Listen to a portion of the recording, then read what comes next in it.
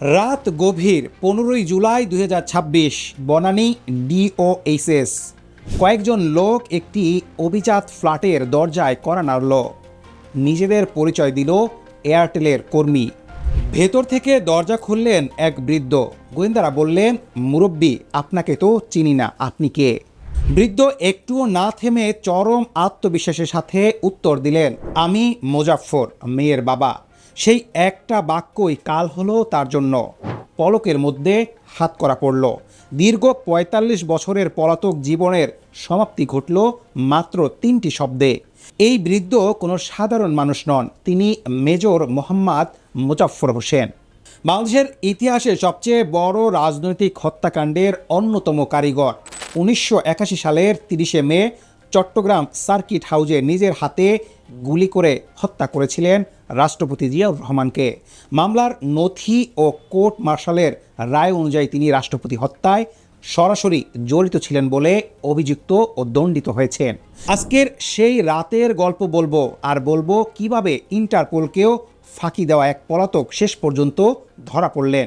আজকের ভিডিওতে আমরা জানবো ১৯৮১ সালের সেই রাতে চট্টগ্রামে আসলে কি হয়েছিল, মোজাফফর হোসেন কে এবং সেই হত্যাকাণ্ডে তার ভূমিকা কী ছিল, হত্যার পর ৪৫ বছর কিভাবে লুকিয়েছিলেন, বিপ্লব সরকার থেকে জয় ব্যানার্জি ছদ্মনামের সেই দীর্ঘ যাত্রা, আর সবশেষে ডিবি পুলিশ কিভাবে একটা তিলের দাগ ও একটা কৌশলী প্রশ্নে ধরে ফেলল তাকে।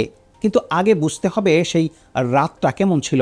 ১৯৮১ সালের ৩০শে মে বাংলাদেশের রাষ্ট্রপতি জিয়াউর রহমান চট্টগ্রামের সরকারি সফরে এসেছেন, থাকছেন সার্কিট হাউজে। রাত গভীর হতেই শুরু হয় সশস্ত্র অভ্যুত্থান।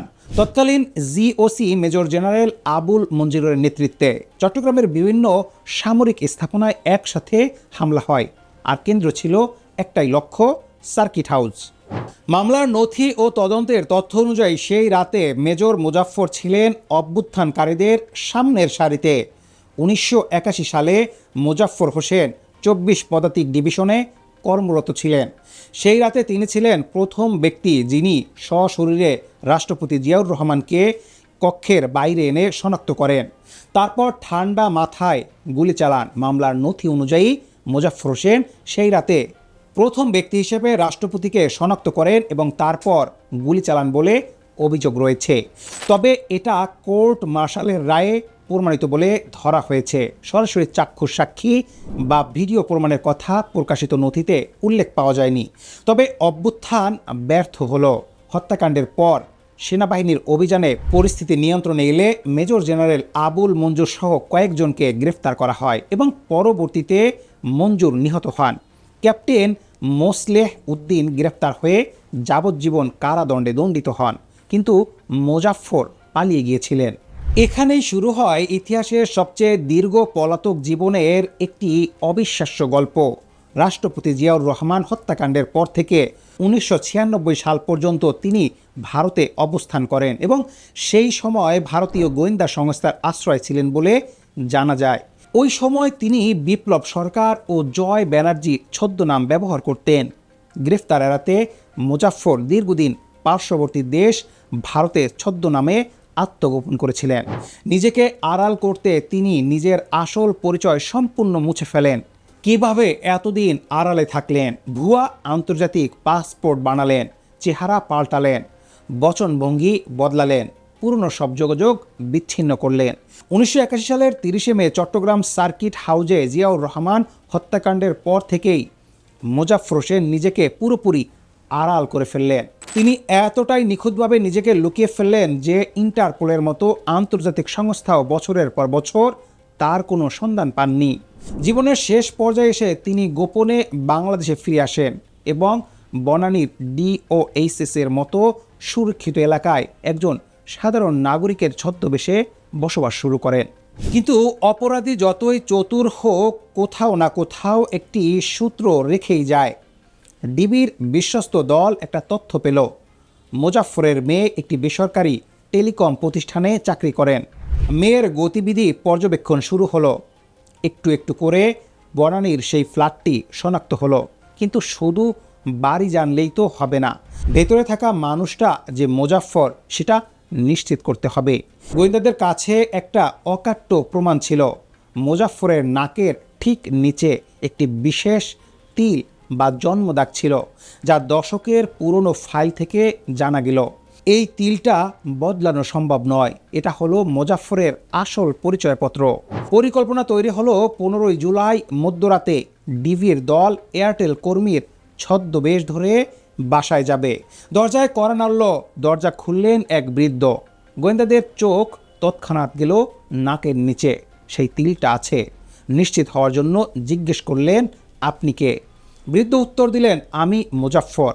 পরের 1 সেকেন্ডেই হাতে হাত করা। গ্রেফতারের পর ডিবির পক্ষ থেকে জানানো হয়, কোর্ট মার্শালের দণ্ডপ্রাপ্ত পলাতক আসামি হওয়ায় তাকে আইনি প্রক্রিয়া শেষে বাংলাদেশ সেনাবাহিনীর কাছে হস্তান্তর করা হয়েছে। এই গ্রেফতারের আরও বড় তাৎপর্য আছে। মেজর মোজাফফরের গ্রেফতার জিয়া হত্যাকাণ্ডের অমীমাংসিত রহস্য উদ্ঘাটনের সম্ভাবনা তৈরি করেছে। তিনি সরাসরি অভ্যুত্থানে অংশ নিয়েছিলেন। সেই রাতের ঘটনাক্রম তার চেয়ে ভালো কেউ জানে না। জিজ্ঞাসাবাদে নতুন তথ্য বের হয়ে আসতে পারে। কে কে পরিকল্পনা ছিলেন, বিদেশ থেকে কোন কোন মদত ছিল। ডিবির এই সাফল্য বাংলাদেশের গোয়েন্দা ইতিহাসে একটা মাইলফলক। এই ঘটনা থেকে একটা বড় সামরিক প্রশ্ন সামনে উঠে আসে। 1981 সালে যে অভ্যুত্থান সফল হয়েছিল, সেটা সম্ভব হয়েছিল কারণ রাষ্ট্রপতির নিরাপত্তা ব্যবস্থায় ফাঁক ছিল। একজন মেজর রাষ্ট্রপতিকে শনাক্ত করে সরাসরি গুলি করতে পারলেন। এটা বলে দেয় সেই সময়ের নিরাপত্তা কাঠামো কতটা ভঙ্গুর ছিল। আধুনিক সামরিক নিরাপত্তায় এই ধরনের বিপদ আটকাতে আজ অনেক স্তরের সুরক্ষা থাকে, কিন্তু ইতিহাসে সেই ক্ষতটা এখনও মুছা যায়নি। 45 বছর পর একজন ঘাতকের গ্রেফতার কি সেই ক্ষত একটু হলেও সারাতে পারবে? 45 বছর একটা মানুষ পুরো পরিচয় বদলে বেঁচেছিলেন। বিপ্লব সরকার হয়েছিলেন, জয় ব্যানার্জি হয়েছিলেন, একাধিক দেশে ঘুরেছেন, ইন্টারপোলকে ফাঁকি দিয়েছেন, কিন্তু শেষ রাতে একটাই প্রশ্নে সব শেষ, আপনি কে? আমি মোজাফফর। 3টি শব্দে 45 বছরের পলাতক জীবনের সমাপ্তি। বাংলা একটা কথা আছে, পাপ বাপকেও ছাড়ে না। মোজাফফর হোসেনের গল্প সেই কথাটাকে আরও একবার সত্যি প্রমাণ করল। প্রশ্ন হলো, এই গ্রেফতারের মাধ্যমে কি 1981 সালের সেই রাতের সম্পূর্ণ সত্য বের হয়ে আসবে, নাকি ইতিহাসের কিছু রহস্য চিরকালের মতোই অজানাই থেকে যাবে? আমরা সেই প্রশ্নের উত্তরের অপেক্ষায়।